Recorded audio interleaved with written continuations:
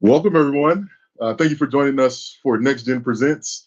As always, I'm David Harris, class of 2017. Over the past year, graduates have told us they want more professional development, more mentorship, and more practical career insight from fellow Academy graduates. This series is built in direct response to that request.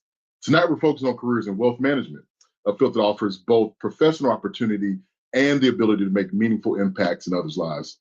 You hear from graduates at different stages in their journey, sharing how they entered the field, what they've learned, and what they see ahead. Without further ado, we'll go ahead and kick things off. And as always, go Falcons, beat the Goats, and beat the Mules.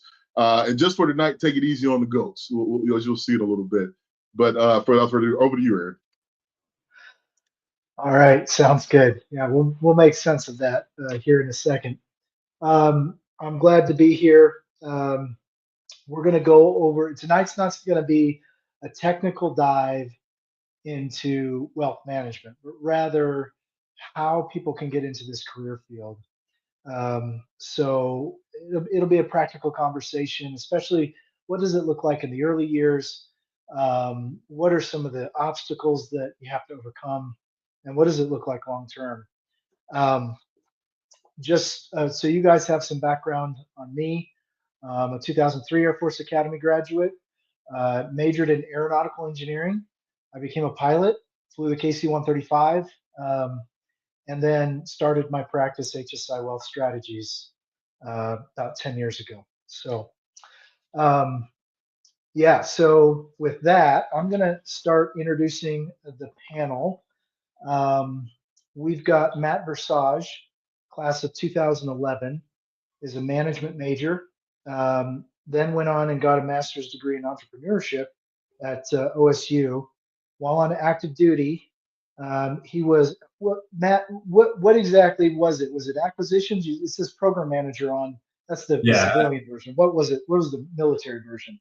Yeah, acquisitions. That's right. Acquisitions. Okay. All right. So went on to JP Morgan, Goldman Sachs, and now leads United Capital Financial Advisors. So we're excited to have him here with us. He is what's called a certified financial planner. You're going to see that here and understand a little bit more about what it takes to become one of those. So next we have Kelly Pfeiffer, fellow classmate of mine, class of 2003, Bong. Also a management major, also an acquisitions officer until about 2009. Went to go work for Big Brothers Big Sisters, then became an independent advisor and coach with Noonday Collection, and started her practice at Edward Jones in 2018.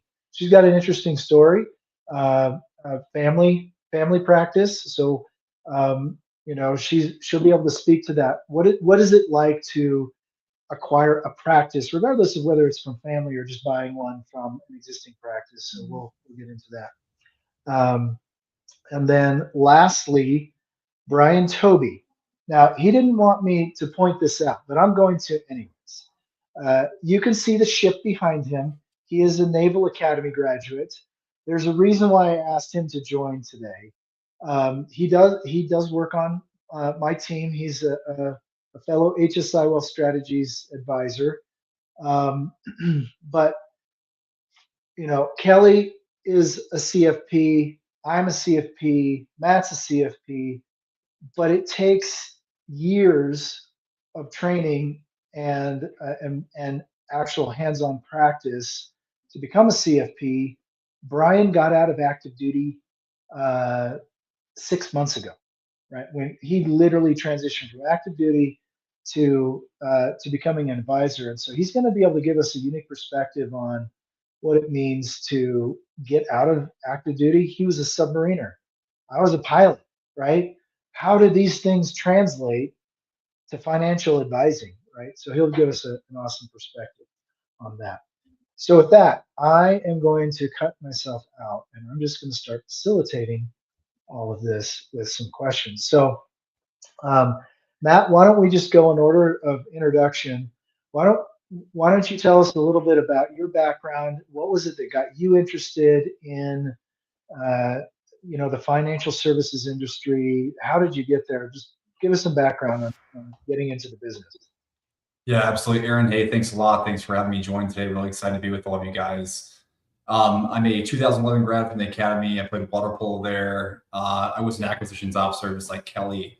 I'll be honest, I didn't really enjoy it. It was very slow pace. I felt like it was relatively hard to make a change in a short period of time. It's kind of a 20-year timeline from starting to finish on a project, and so I was just looking for something more high speed. I also had some family that was in the business that was, and I saw their lifestyle. I saw what they were able to accomplish in a pretty short period of time.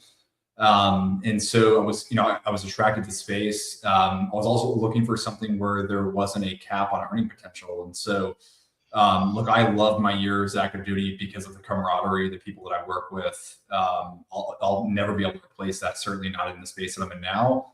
But I just knew that I wanted something different, a change of pace. So I would say that was for me, some of the initial things that got me attracted to wealth management in general. Awesome. Thanks. Kelly?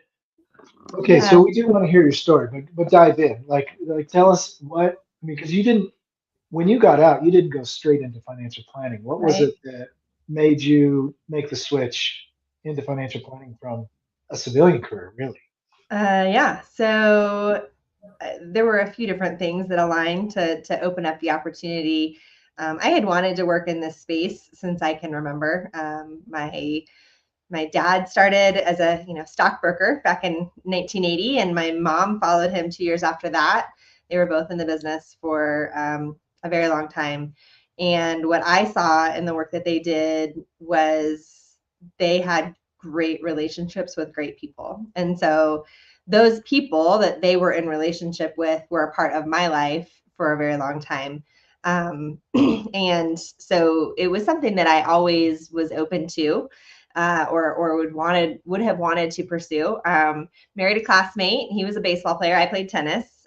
He went to pilot training. So I did acquisition. And so, he had a 10-year commitment. So the first after pilot training, right? So we were moving around a lot, and it wasn't really an opportunity to enter this arena yet. And then he separated from active duty, went into the reserves at the 12-year point, went to Wharton, got his MBA, and I, in entrepreneurship, actually, similar to Matt, and decided he was going to be an entrepreneur, which meant we could go anywhere and weren't limited to the coast like most MBAs are a lot of times. And so through that decision-making process, just the two of us together decided, okay, let's posture toward coming into the business when we moved back to Colorado Springs in 2017. So I did my CFP education during that time that he was at Wharton, and had a third kid along the way during that time as well, 3 boys. And so that the season was right once we moved. Once he graduated, we moved back here. He started his company, and I, along with my brother, who's a 09 grad from the academy, we joined our mom's practice, transitioned with her over a couple of years, and are able to continue to build on the legacy she built here in Colorado Springs for 25 years. Awesome. Well, we might dive a little bit more into that. Okay, Brian, I know your story probably better than just about anyone, but so if you miss anything, I'm definitely going to fill the details in, so don't miss anything. Fair enough. Yeah, I might embarrass you with the story, but how I Go got for into it. wealth management is I was getting out of the submarine force and degree in nuclear engineering, master's in engineering management. I was looking for an engineering job. I went to a service academy career conference, a little plug there, and there was a brief from HSI Wealth Strategies, which was kind of sandwiched in between 2 of the briefs I was planning to go to, and I didn't feel like getting out of the chair. And so I actually ended up in the brief on accident. But as I sat there and listened to kind of the mission statement, kind of what the work looks like as a wealth manager, I realized I was very interested in that field. I recognized the importance of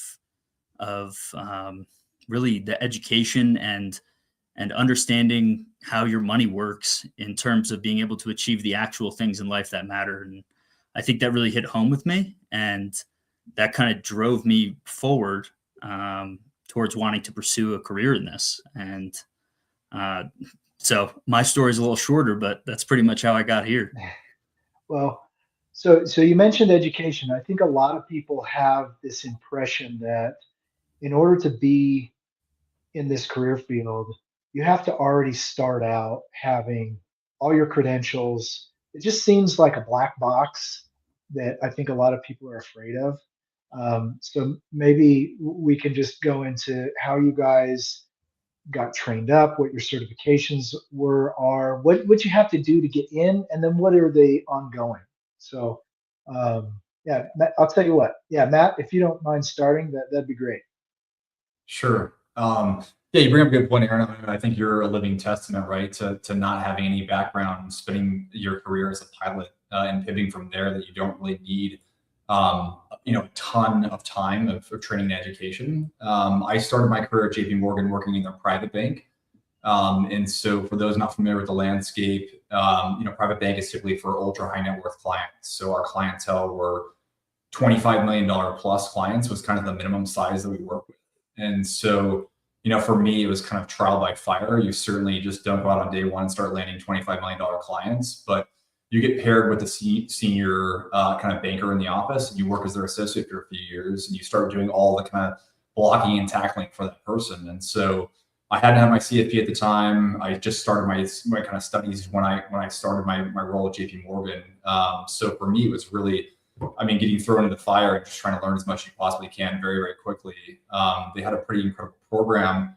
They're a world-class private bank. And so, there was so much information on a daily basis where we get on calls every single morning. We had an 8 a.m. call where the whole advisor force across the entire country would be on this call to talk about complex lending facilities and private credit and private equity and all these different investment strategies that I'd never even heard the word before. I had no idea what they're really talking about. And in a very short period of time, was able to learn, a tremendous amount. So call that kind of the first year of working there. So, then I went on to get my CFP, which I think, it's kind of the gold standard in our industry. It certainly helps you stand out amongst your peers for sure. It's not going to get you necessarily a job somewhere, but it's certainly going to say hey, I'm taking the time. I realize I don't have this requisite knowledge base that other people who grew up in this career have. And so by spending the years to study, taking the exam, passing the exam, and then having the 5 years experience, you're kind of checking that box and saying, okay, I've done what I need to do there. So, that answers the question. Yeah, absolutely. And Kelly, maybe you can expound on what, Matt mentioned there's a test. There's really like 7 or 8 tests. You want to, walk us through that, if you would please, in addition to anything else that you think might be relevant about how you got into this field from a training and education standpoint. Sure. I think I've blocked most of that year from my memory, but I do recall there were tests. The board exam is a very, it's pretty intense test. Last time I checked, it's a very high failure rate. It's a hard test to pass, but it's certainly nothing that, if you have made it through the academy, you can make it through the CFP. It was important to me to get that designation or to do the education and then eventually have the experience to use the marks, or have those letters behind my name, because I was coming into such a complex practice that had been building and growing, and served a lot of complex clients. And I wanted to be able to step in with a level of seriousness, kind of like what Matt said, from the beginning.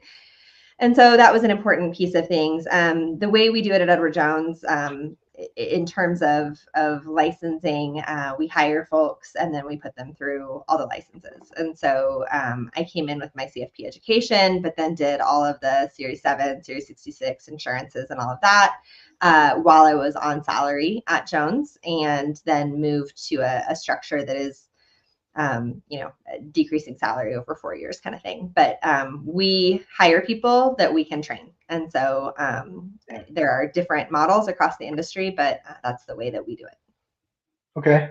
So Brian, she threw out a bunch of Series 7, 63. Maybe you can help everyone that's attending understand that, because you literally just went through that. Right? Yeah, she blocked it out. I'm living it. So I could probably speak a little more specifically to it, right? So there's a couple different routes you can go, but it kind of starts with the SIE, right? That's kind of the baseline, depending on the type of practice you're in, right? You're going to look for likely like a life and health insurance type certification as well.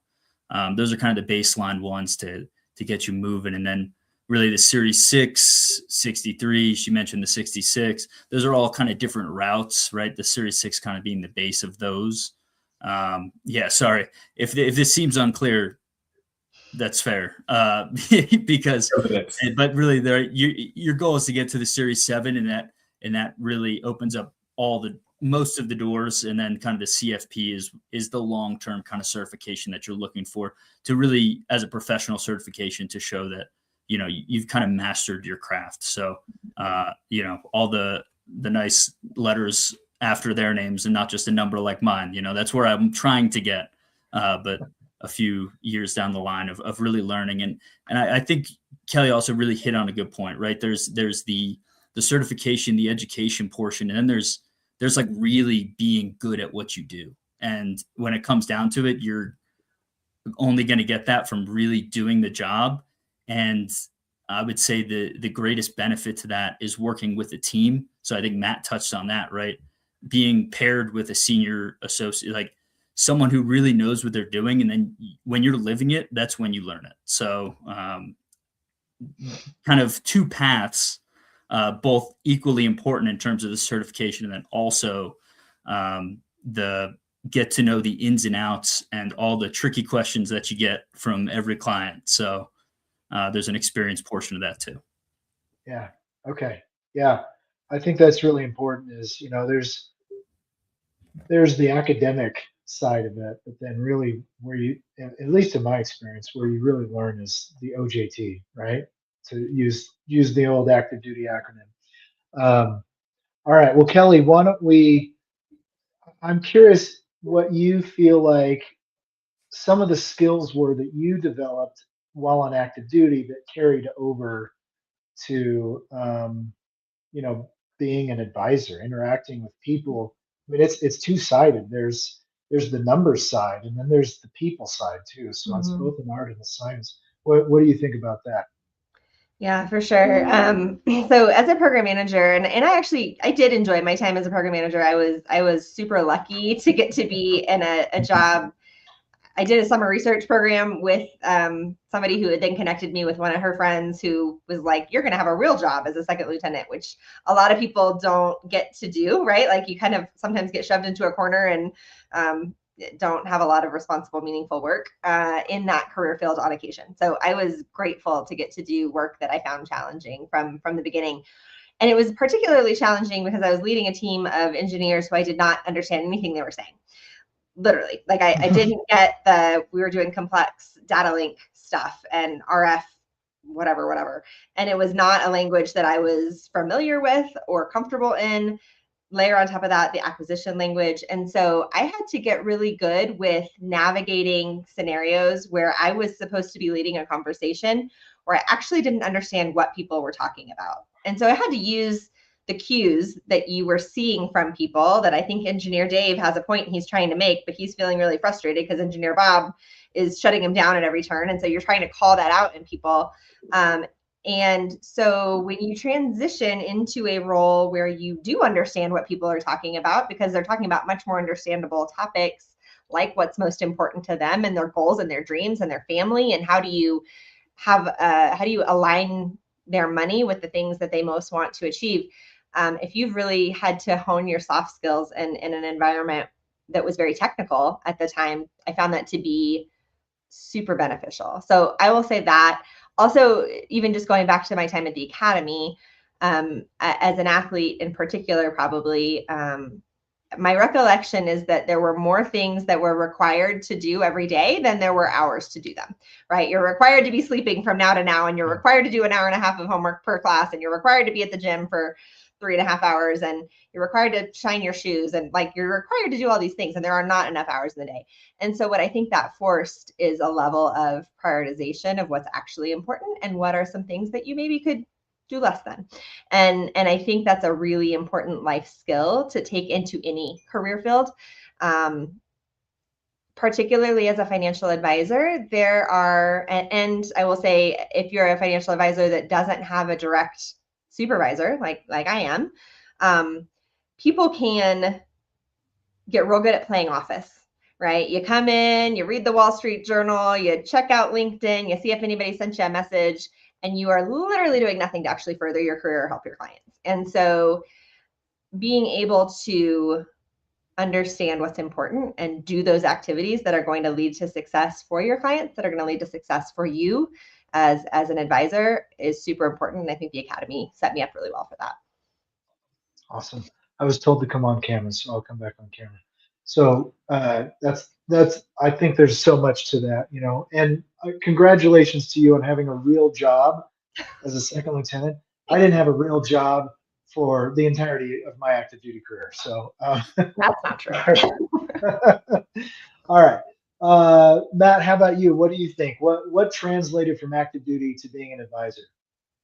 Yeah, Aaron, I think it's a good question. I actually want to flip that and say, talk about one of the skills that I did not learn on active duty that I think is paramount to learning in our career field, and it's networking.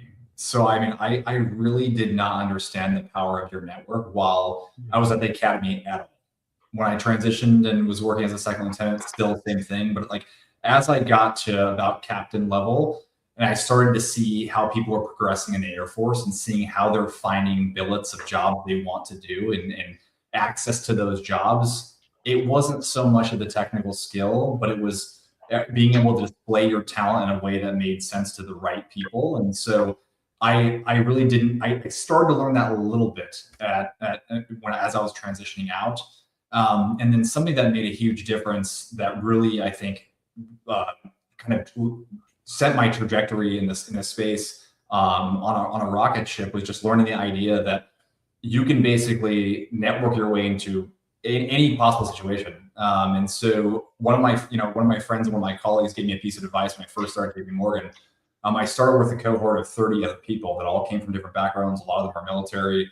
And he's like, hey, I want you to set up an hour call or a 30-minute call with every single one of the people in your cohort. And I'm like, what are you talking about, man? I have so much to learn this job. I don't have time to sit and talk to every single person here. And as a result, it led to me getting my first job working in the private bank in JP Morgan. So it was a skill that I had not flexed at all in active duty, and I probably should have been. But I feel like I was kind of late to that. And then, fast forward down the road, it led to just tremendous opportunities within my career field of just being open and just not being afraid of hearing the word no. And also just realizing you have no idea what's ever on the other side of having a coffee with somebody. So not being afraid to just reach out to people. And so I've tried to give that back as much as I possibly can now to the network of grads. And so anytime I get a LinkedIn request or if someone reaches out to me, I will always take a call with somebody because it's something that just dramatically changed my life. And so I try to give that back to the community when I can. Yeah, I cannot. I think that's such an understatement.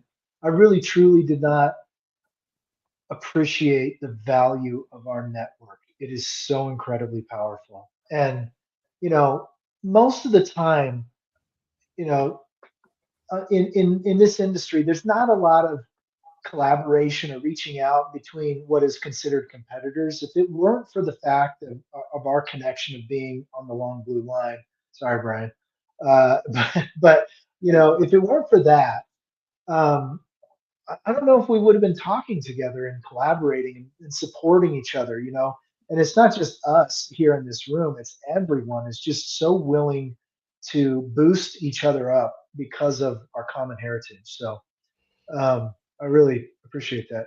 All right, Brian, what do you think? Yeah, obviously little slightly different perspective, but being in the first year of being in this, I would say the thing that's translated the most is really like hard work overcomes knowledge gaps. And I think the military is really good at putting you in a position just long enough for you to figure out what you're doing and then move you to another position where you don't know what you're doing. So you constantly learn how to learn real quick. And coming into a field, for me specifically, being an engineering background, I had no idea really much about anything. And what the military trained me to do was learn really quick and not just take, man, I've only been doing this for 4 months. I shouldn't know that. Like it's going to take me time it's not a good excuse. You just if you don't know something, you look it up. And if you don't know something, you're honest about it and you say, I'm going to get back to you. Right. I think that's a really key point, to be really authentic, and then also use hard work to overcome any gap in between you and mastering a craft. So that's where I'm at in my time. And I think that's probably the thing that has translated the most from my active duty time to now. Yeah, I can attest to your work ethic, and I think that's a really good point. And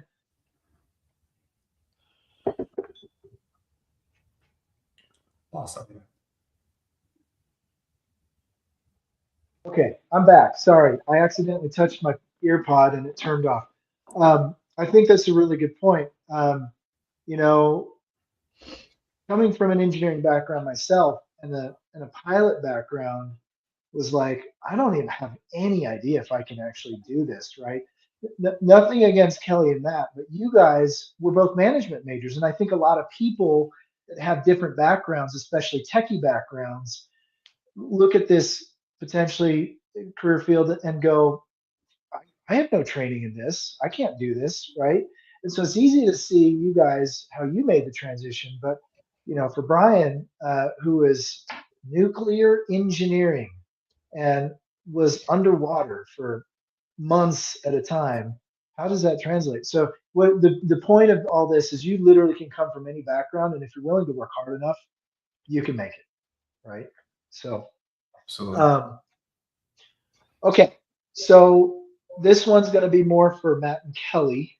First 2 to 3 years, what does it look like for someone getting into this? I think everybody's journey is different depending on what kind of opportunity they have, what kind of firm they go with. I mean, I think, I think of the investment banking route, and it's a super respectable path that is known for being a bit of a grind. I don't know. When I want to talk to Matt, the way that I came into things was really, I felt like I jumped on a spinning merry-go-round that was like spinning really, really fast. And I was like holding on really tight, trying not to get thrown off, because it was a bit of a race. It was trying to meet all of the clients and establish rapport really quickly, and be able to gain trust quickly, and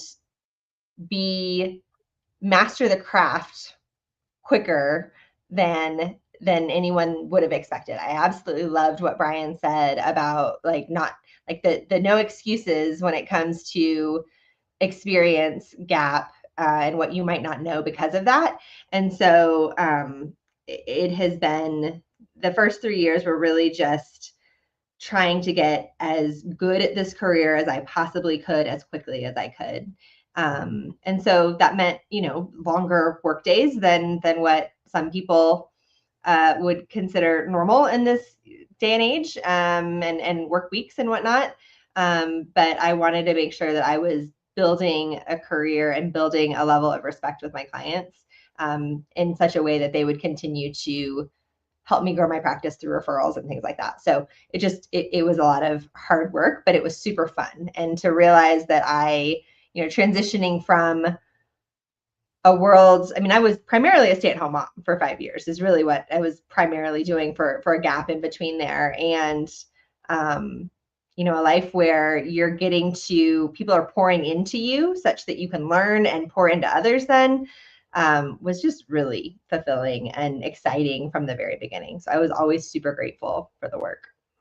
Okay, awesome. Okay, so I want to dive in a little bit more. Matt, I promise I'll get to you.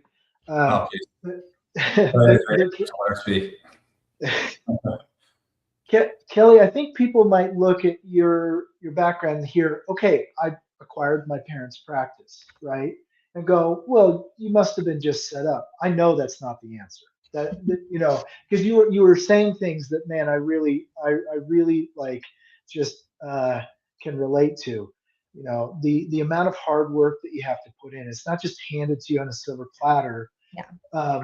And regardless of whether it's coming from family or you're acquiring a practice from a non-family member that's already established, walk us through what that's like, because it can be done even if you don't have a family relation to getting into that? Yeah. So it's a different kind of hard, is what I tell people. There is a real hard in not knowing if you're going to succeed. And that was not the hard I was dealing with. I didn't think I was going to fail and get fired. What success meant to me, though, was different than what anyone told me it should be for a new financial advisor. I wanted to take what I had been given and grow it in a really substantial fashion in terms of both depth and breadth of client service and the referrals that come along with that. So it's a different kind of hard to be able to get good really fast, as opposed to somebody who's building a practice from scratch. You go get a new client, you start to work with them, you learn everything about that person, the strategies that make sense for them, and then you go on to the next one and you learn everything with that person, as opposed to all of a sudden you've got 200 families that you're responsible to, and needing to know everything about all of their strategies that are already in place, and then what's the next thing. So it's a different kind of hard. In terms of what does it look like to step into buying a book of business or whatever, I'm less familiar with that externally. I will say at Edward Jones, we do have client sharing opportunities that everyone is involved in. And I know there are folks out there that particularly military background folks who make it their job. What Matt said about networking is so true. They network their way into finding an opportunity. I don't know if everybody knows this, but there's 300,000 financial advisors in the United States, and 100,000 of them are set to retire in the next decade.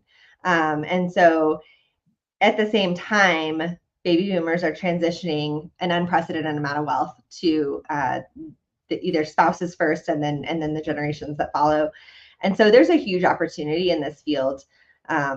And so I just think that what Matt said about networking is super important. And if this is a career that you want to take it seriously and pursue certifications that will help people take it seriously, and then also network your way into figuring out what opportunities are out there, I think that there's a lot to be said for that. Awesome. Thanks. All right, Matt, you're up. Yeah, I mean, so Couple one of of the years. things one of the themes that I've heard from Brian and Kelly both was just around the idea of grinding. And I think that's one of the skills, I guess, from the academy that I took and said, look, regardless of what you did, I played sports.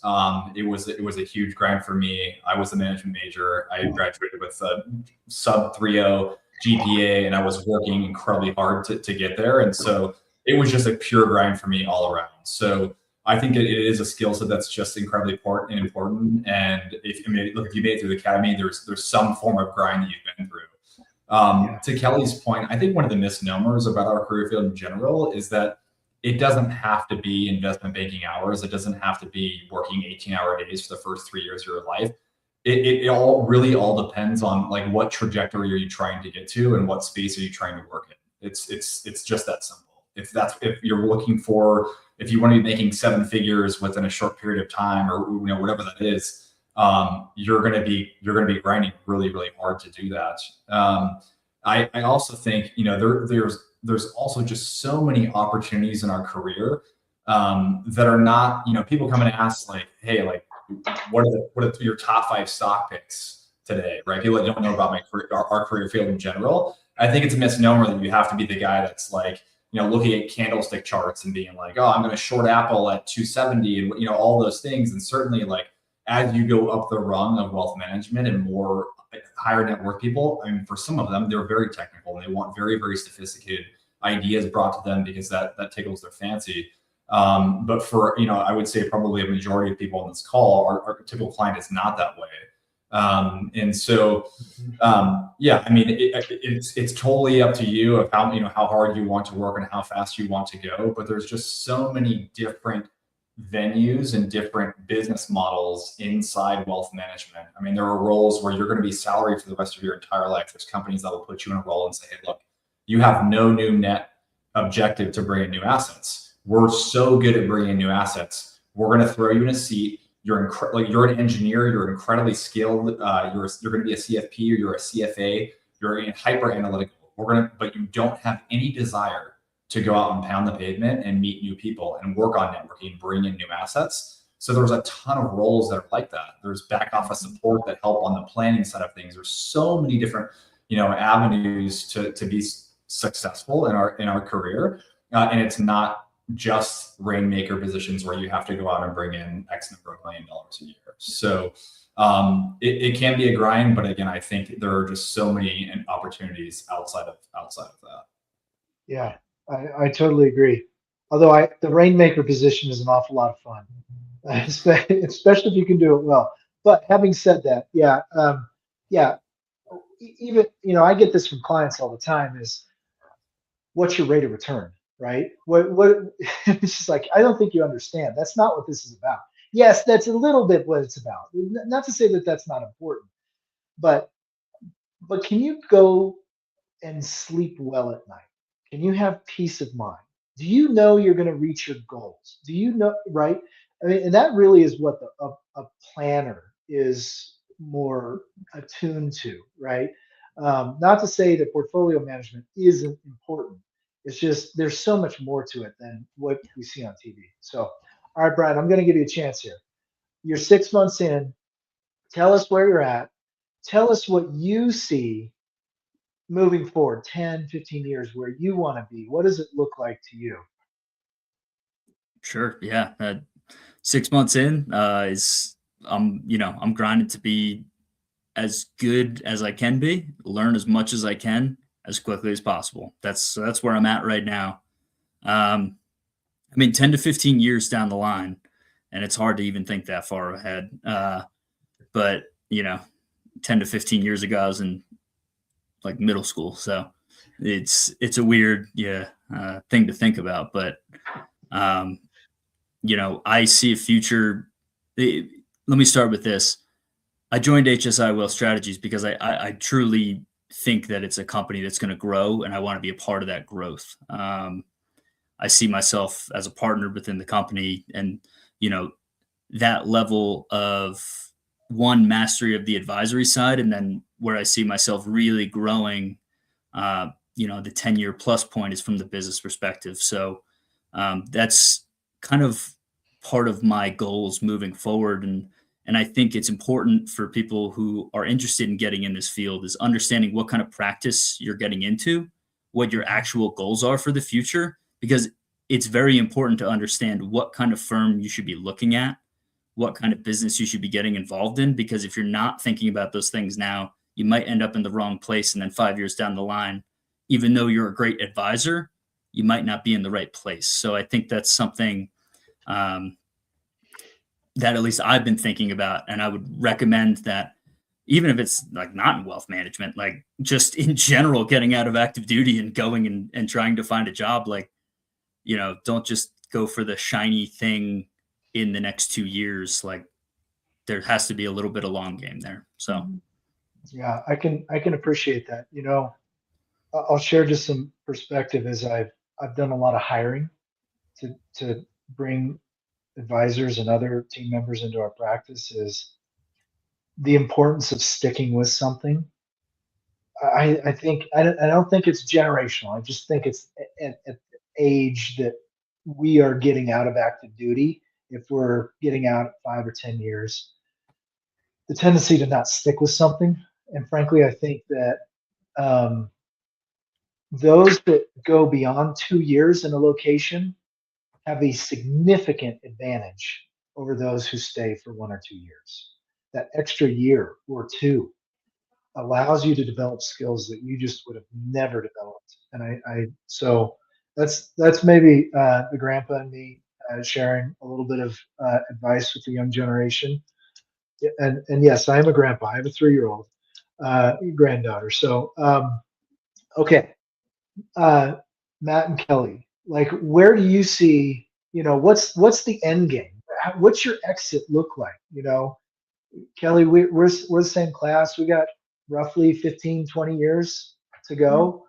We'll start with you. What does the end game look like? Yeah, that's a great question. Yeah. So I'm going to kind of work my way up to an end game.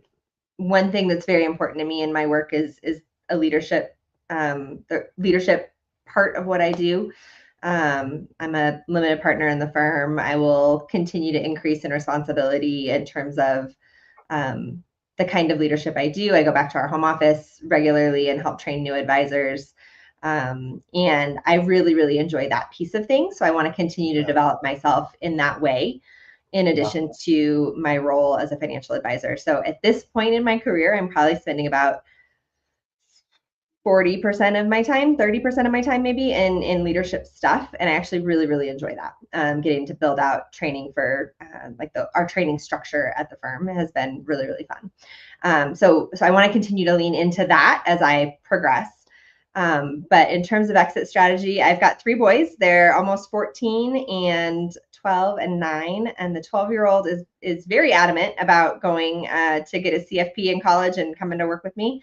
And his uncle, who's in the office as well. He has 3 daughters that are about the same ages as my boys. At least one of them is interested in the business as well. And so I think if we got to work alongside some or as many of our kids who were interested in it for a good long time and bring them in as junior advisors and not quite do as quick of a handoff as my mom did to us, because she was 65 and she was getting ready to retire and was ready to transition. But really to have an office that contains multiple generations of our family serving multiple generations of our clients' families, I think would be so cool. So obviously they're young. We have a long way to go before that. But at any rate, whether it's my kids or someone else, I will bring in team members that will intentionally with the path toward transitioning my clients over time. And I could see an environment where I keep 25 of my favorite clients until I'm 75 and we grow old together. And I think that that's certainly an option. The way that this industry is evolving, there's so much more flexibility than there used to be. And so I think I don't have a time that I'm going to hit a certain age and hit an eject button, but really I want to continue to evolve myself and to grow myself and my leadership skills to become a better advisor, a better leader, a better parent, a better spouse through this work, which I have found all of those things to be true. As I lean into leadership, it's made me better in all of those places. Awesome. Thanks. Mm-hmm. All right, Matt, what about you? That's a hard one to follow up on, Kelly. It's what a cool story to have kids that are already interested in getting into business and having multi-generational family in the business. I have an 8-year-old, soon to be 8-year-old, and a 4-year-old daughter, and I'm not sure that they're particularly interested in financial advising at this point. So I don't know that I can say the same. It's kind of funny. I think we have pretty different perspectives here.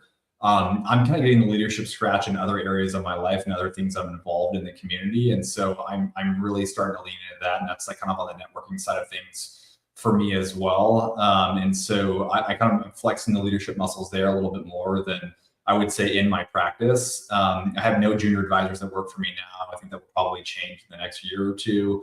I suspect that to change. I'll be honest. I had large teams in the Air Force. I don't really want to manage large teams anymore. It's just not something that I have the desire to do. I want to stay, as nimble as possible with a small team that's moving fast. I don't know. I would say I don't necessarily have an eject button date. I've always said it'd be awesome if at the time that my girls go off to college, if I would be kind of partially retired by that time. And so I think. One of the most rewarding things, and Kelly, you already touched on this, is just some of those deep relationships that you have with clients. And so I think for me, transitioning a portion of my practice and holding on to my top, let's call it 20 clients or so, to work with them for the foreseeable future would be a beautiful kind of partial exit for me. Right. Yeah. Matt, I think you kind of touched on a point where, you're alluding to something that is often very attractive to people who want to get into this, and that is you have a lot of freedom and capability, especially as you have developed your practice and you've become more successful from a business standpoint, is that you do have that autonomy to go do what you want. I mean, I got to admit, if I knew 10 years ago that I would end up in the place where I'm at now, I would have said, you're freaking crazy. There's no way. It's not even mathematically possible, right? And it really is true that it's that the business you grow in the business and compound growth just like investments do, right? Mhm. And okay, so I don't want to dive too deep into that. Maybe we do, but let's talk a little bit about the impact you guys get to have in people's clients' personal lives, right? Where it really matters. I'm curious to start with you, Brian, because you've got the freshest set of lens on this, coming from the preconceived ideas that everyone has before they get into this career field to what you've actually seen now. Can you share some on that? Yeah, absolutely. I mean, when I thought of the word financial advisor really 6 months ago, I would have probably thought portfolio manager. Um, there's some level of understanding risk and things like that, but beyond that, it's not super tied in.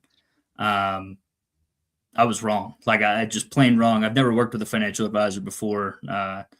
Never had enough money for them to call me. So, That's what everyone thinks, right? yeah, I exactly. mean, I talk to people who have 5, 10, $15 million and they go, I don't have enough for you. I'm like, Yeah. Right. right? What is enough? Keep going though.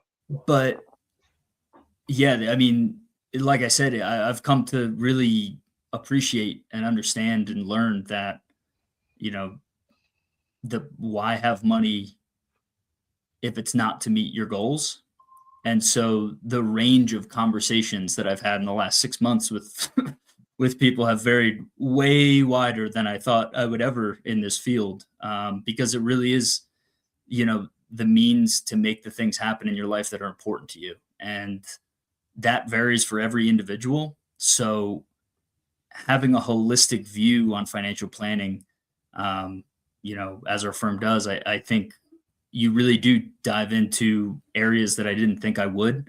And from a psychological perspective, you really get to know and understand people even in short periods of time. And then I can only imagine over long relationships with your closest clients, like how special of a relationship that truly is. So I think I answered your question. I'm sorry if Yeah, you did. if I rambled a bit. No, you're good. Kelly, same question, but build a little bit more on top of that, if you would too, because the conversations that you have with your clients, how many other people outside of you are your clients talking to those subjects with other people? I mean, maybe their therapist. That's about it. Yeah. Truly, like there are things that we are talking about that are at a level of depth and importance to people that they often won't tell anybody else. And so I think the impact is really helping people have outcomes, live a life that is different than they would have chosen to live without you in their life. And that is a remarkable privilege and honor and responsibility, to help people have the confidence to know that they can take their kids and grandkids on that trip for their 50th wedding anniversary, that they can buy that house that is on the acreage outside of town, and that actually is a reasonable thing for them to do. And so helping people understand, and on the inverse of that, I mean, the opposite of that, there are certainly people who are not doing what they need to do to achieve their goals, and to be candid about that too. And your future self is not going to be happy with your current self if you keep doing what you're doing. And so having those really candid conversations, I think, just to build on what you said, Aaron, in terms of the opportunity in this career field, the words I use are, I don't know anyone else who has the combination of autonomy that I have in order to do what I want when I want, impact that I have on clients' lives, and income. Like there's just nothing else that has the combination of those three things. And I'm super grateful to get to do this work, for sure. Yeah, me too. Okay, Matt, give me a second. I want to get to you. I'll tell you what. Let's keep the answer to about 1 to maybe 2 minutes. What is the impact that you see in the types of conversations you're having with your clients? Yeah. Something that I want to refer back to my time at JP Morgan. I'll never forget this. It was my first week in the office. I'm working as an associate banker for the senior rainmaker banker in the office. The guy makes well above 7 figures. And I'm looking at his calendar and I'm doing some blocking and tackling. Some clients called him for something, and he came by my desk and tapped me on the shoulder, and I go on meet with these clients, and he's like, "Hey, I'm gonna be gone for an hour. Just let me know, like, what calls come in, etc." I said, "Yeah, no problem. Where are you going?" And he's like, "I'm going to meet my advisor." And I'm like, "What are you talking about? You're going to meet your advisor?" He's like, "Yeah, I'm going to meet my advisor." He's like, "You think I trust myself with this?" And so I literally had this kind of aha moment where I thought coming into this career was so much about just selling things. And, there are certainly the types of selling bad, maybe insurance policy, whatever it is, just to go out and make a commission or run on to the next thing. But it really settled in for me in my brain when I was talking to the highest income earner, the biggest rainmaker, and probably top investor in our office that was going to meet with your advisor. It wasn't because he didn't have the expertise. It was because he wanted to be able to go talk to someone and share what he's going through in his life. And so I think for a lot of people, if I ask anybody on this call, how much money do you make? No one's going to answer because it's this taboo thing that no one really wants to talk about. And so you can't just go talk to all of your peers and say, how much are you making? And what are you doing and all those things? Because it's just part of our culture that it's kind of more taboo. And so clients get to walk into us and they get to say, this is what I'm making, this is what I'm doing. Am I doing okay? Like, how am I doing against my peers that are earning the same? And so that's the one thing where the veil comes back and we get to really look inside, what's really important to clients. So yeah, there's some immense vulnerability that our clients will share with us. Okay, we're going to open this up to a few questions. We have at least one already. If anyone in the audience would like us to answer some questions, we're going to take a few minutes to do that before we wrap things up. We already have one from Kat Owen, class of 2004. The question is this a career that can be done part-time? Maybe. I think that answer might say so what I would say is there are probably firms somewhere that would hire a part-time, paraplanner. You get a CFP, you're going to be on salary. You're probably not looking at the income potential at all in that regard. And maybe not the autonomy either, because you're going to be in like a salaried role, right? Which I've always said I would rather pick my own. I don't work 50 hours a week anymore, but I would rather pick my own 50 hours to work than somebody else tell me which 40 I have to work, right?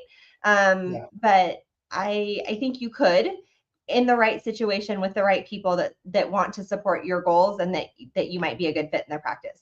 Our firm doesn't hire folks in that situation, but it probably exists somewhere.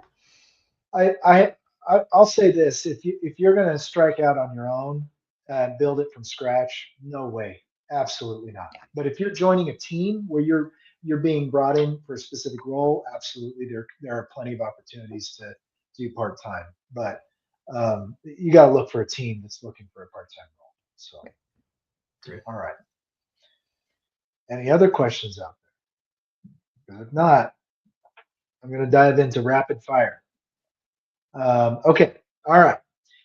One habit that you succeed early. Conviction. What do you guys think? What's one critical characteristic that you think everyone getting into this career field should have? So my answer real quick is conviction. Oh, sorry. I was just jumping in. I thought we were rapid firing here. Yeah, rapid fire. Conviction in the process, conviction in like belief that you have the ability to help people. And if you need to borrow somebody else's conviction on your team at your firm, whatever, to do that, but you have to have a level of belief that what you're doing matters and that your willingness to have a hard conversation with somebody to ask a question that might get a no is because they need you more than you need them. And so conviction in that truth, I think, is the thing that is most important in this career. Yeah. Okay. Anyone else?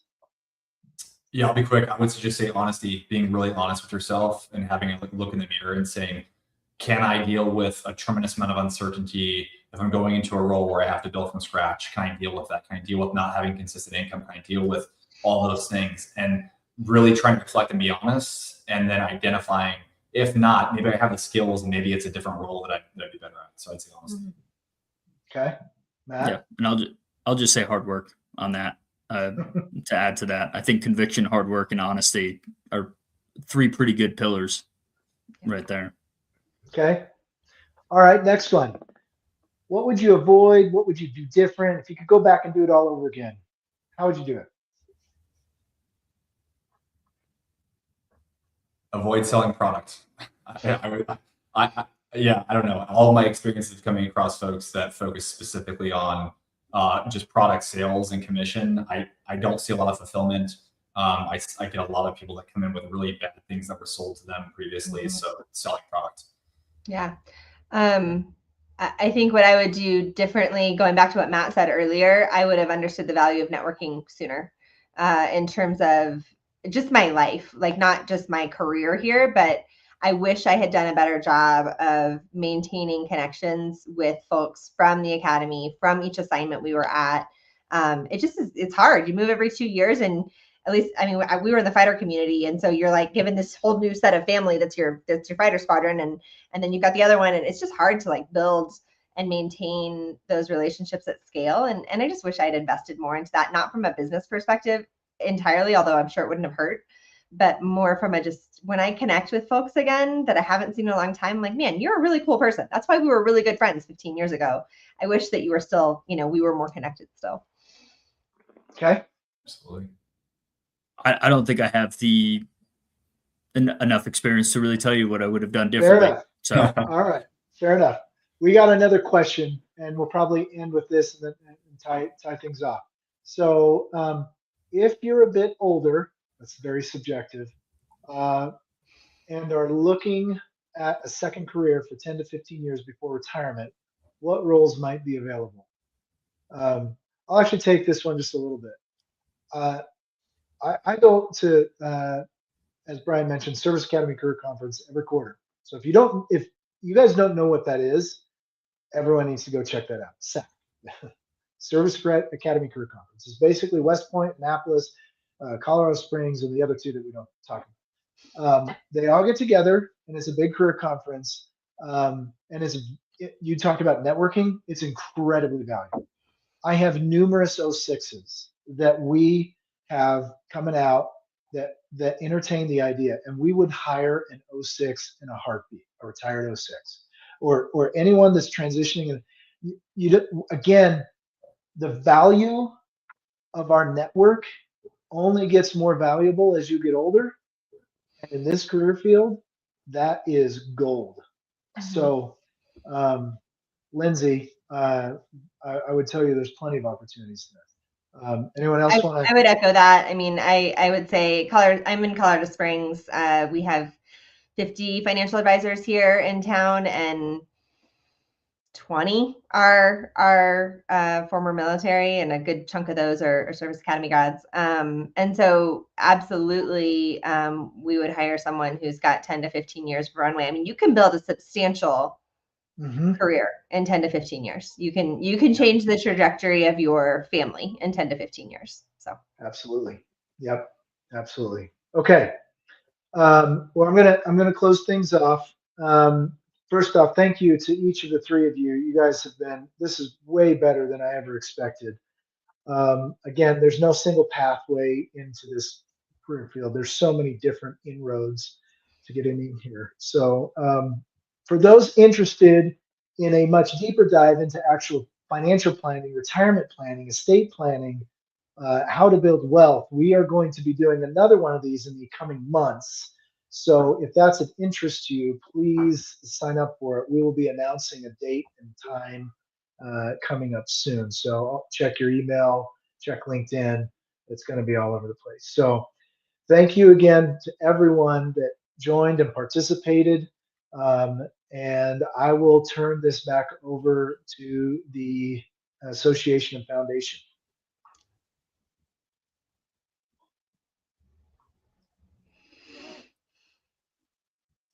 Well, thanks for that, Aaron. I wasn't expecting to come on screen, but I'm Navir Walkowitz behind the scenes here. We want to thank everyone for joining us tonight, and we'll see you again in our next NextGen Presents webinar series. Thanks so much. All right. Thanks, everybody.